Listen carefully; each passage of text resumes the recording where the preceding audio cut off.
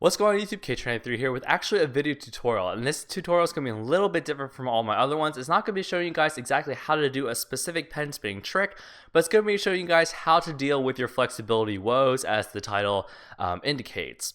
Now, a lot of people say, my pinky and my my pinky and my ring finger aren't independent from each other. Is there anything that you can suggest that can help that? And my answer is yes. So I figured that instead of releasing an actual pen spinning tutorial, I was just going to release this flexibility one. You guys can practice these exercises over a long period of time, however long you need. And then by the time I release another tutorial, maybe that trick will be a little bit easier because you've been practicing these stretches and flexibility exercises. So without further ado, let's get started. So when talking about flexibility, the main two fingers that are the most troublesome happen to be the pinky and the ring finger. Now there are, I think, 5 or 6 exercises I think you guys can do over a long period of time.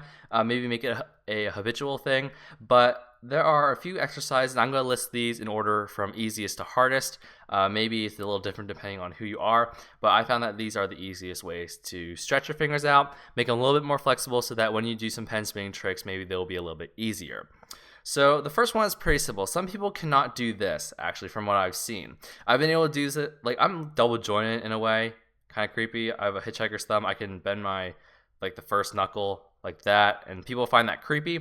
But I've been double jointed since, I don't know, I can remember, and apparently people get grossed out at times when I do this because, their pinky can't touch the palm of their hand. And that's the first thing I want you guys to kind of practice. Though this seems very simple and trivial, it's actually something that might help you guys a lot.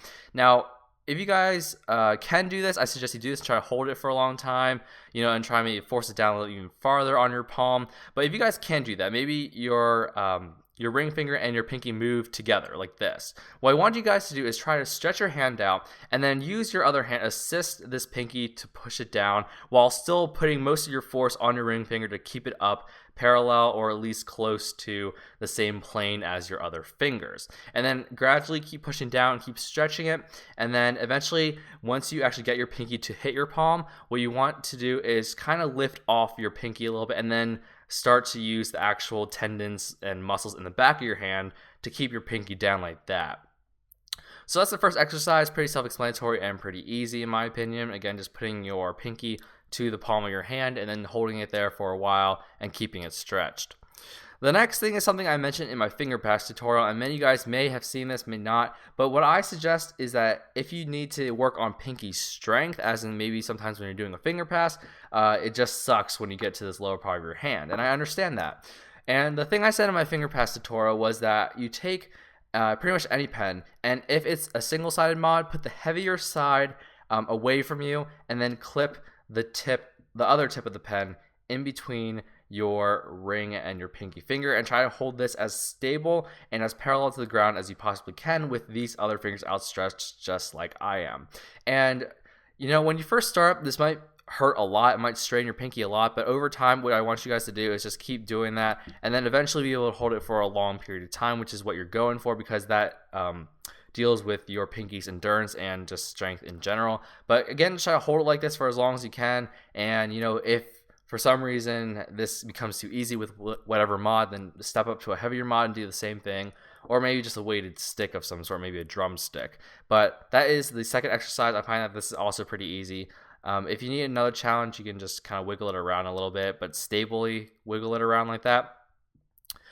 This next one is actually really stupid, but I found that it actually works. And this is kind of my stupid theory that the reason why Asians are so good at pen spinning is because we use chopsticks. And this sounds really racist and really stupid, but what I found is that, yes, I eat with chopsticks, and many Asians do as well. Now, I hold it like this. I'm not sure if you guys do, but I hold it with, I guess, the chopsticks on my middle and ring finger like this, and then I pivot like this when I eat.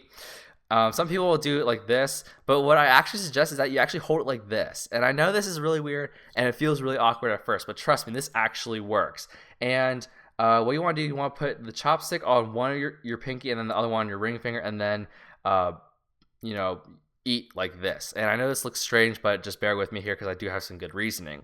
Now, just holding the chopsticks like this won't help you. It's when you're actually eating, and the reason why is because when you actually pick stuff up, there's actually resistance on this. Like if you were to say pick up this pen, okay, you could pick it up like this, and even though this isn't really heavy, say you're eating noodles or something, and there's a ton of noodles, you're picking up a ton, and it's dragging down by the soup. Maybe you're picking up a meatball or something, or some other thing that's relatively heavy.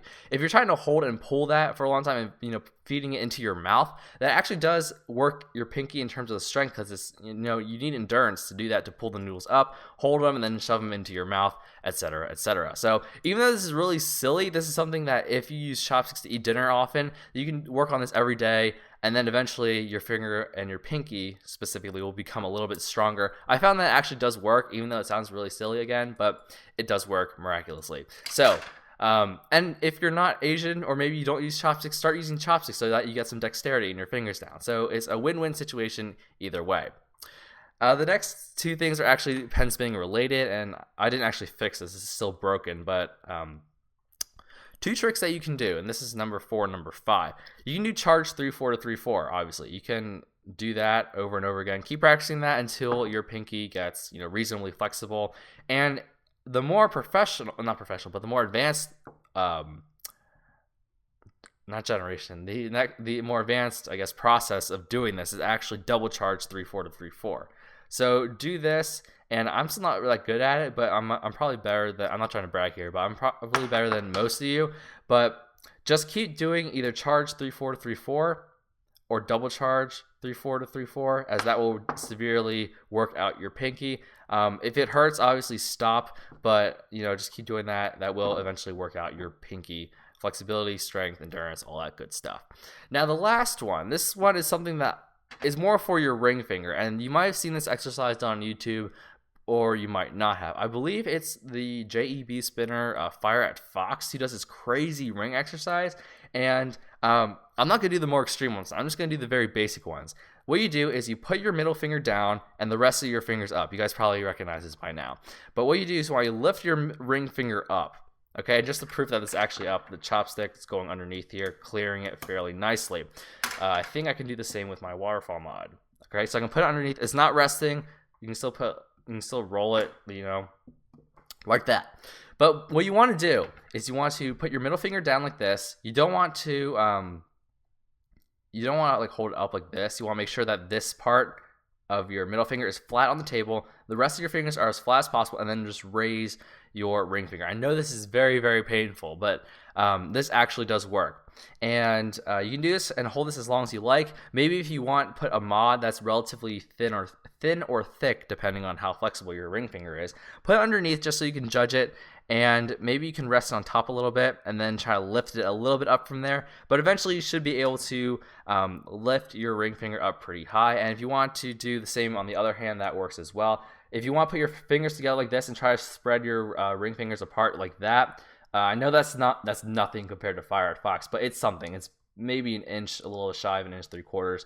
But you can pretty much do the same thing on both hands, put them together, and then separate your ring fingers. I know this hurts a lot, but it will stretch the tendons, I guess, in the back of your hand. So that will give you some higher flexibility.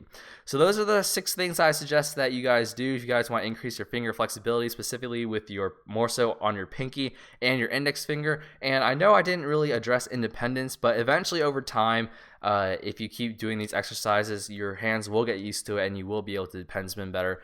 Those finger passes will get a little bit smoother. Those double charges 3-4 or 3-4 will get smoother as well. And in general, your pinky will get stronger and be able to endure more in terms of pen spinning. So that pretty much wraps up my Curing Your Flexibility Woes video. I hope you guys enjoyed it. Feel free to rate, comment, and subscribe if you haven't already. And I will see you guys in the next pen spinning tutorial.